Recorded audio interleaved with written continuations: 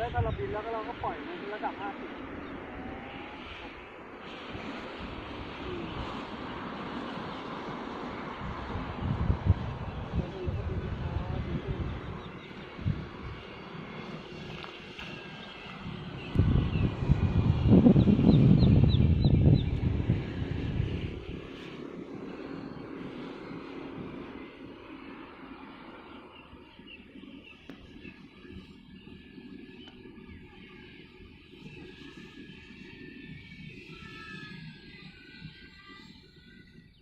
พวกนี้ถ้าคนเล่นเป็นเขาก็จะฮอปปี้ครับ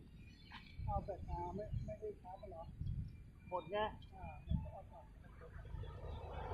เอาหมดดูว่าก็ชาร์จไม่เต็มนะ